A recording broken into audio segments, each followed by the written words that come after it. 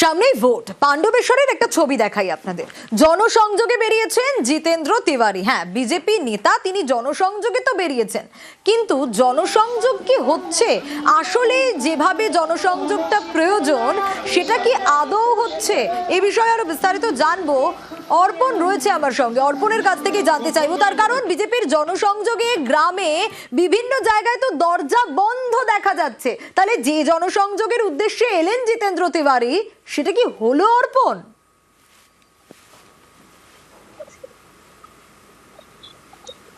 দেখো, একেবারেই কিন্তু যে বুধবার দিন কিন্তু পাণ্ডবেশ্বর বিধানসভার বিভিন্ন এলাকায় জনসংযোগ কর্মসূচি ছিল বিজেপি নেতা জিতেন্দ্র তিওয়ারি।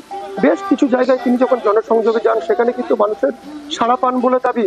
অপরদিকে কিন্তু পাণ্ডবেশ্বরের বিধানসভার যে গোগলা পঞ্চায়েত, সেই গোগলা পঞ্চায়েতের অধীনস্থ যে চন্দ্রডাঙ্গা বলে যে জায়গাটি রয়েছে, সেখানে তিনি যখন যান জনসংযোগে, সেখানে দেখা যায় একাধিক বাড়িতে কিন্তু দরজা বন্ধ। এবং তিনি যখন, অর্থাৎ জিতেন্দ্র তিওয়ারি, তিনি যখন জনসংযোগে যান, সেখান থেকে কিন্তু দেখা গেল যে একেবারে এলাকা পুরো ফাঁকা, বাড়ি থেকে কেউ বের হচ্ছেন না।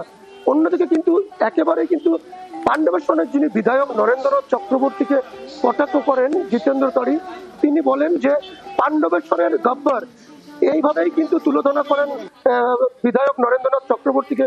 তিনি জানান, যেটা অভিযোগ জিতেন্দ্র তিওয়ারি, যে বিধায়কের ভয়েই কিন্তু এলাকার মানুষ ভীত সন্তুষ্ট, তাদেরকে বাইরে বেরোতে বারণ করে দেওয়া হয়েছে, এমনই অভিযোগ তুলেছেন জিতেন্দ্র তিওয়ারি।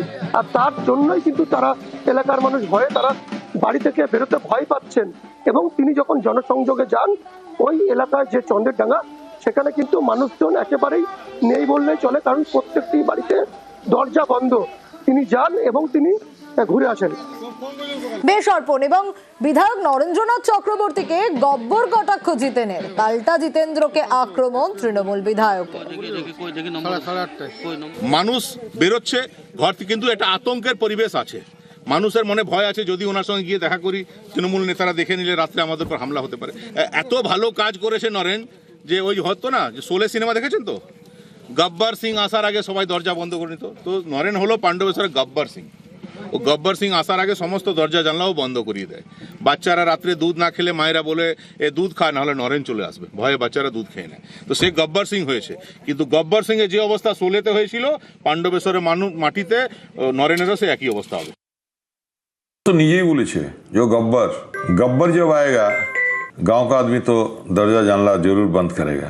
भाई गब्बर देखते रहना, बीरू भी जाएगा चंद्रडंगा, पूरा परिवार लेके जाएगा माँ संतोषी को पूजा करने के लिए, तब फूल बरसेगा। भाई তুমি আসলে মানুষ দরজা বন্ধ করে, আর এই চন্দ্রডাঙ্গাতে আমি যাব, আমার পুরো পরিবারকে নিয়ে ওখানে আমি যাই মা সন্তোষীকে প্রণাম করতে, প্রতিবার চাই।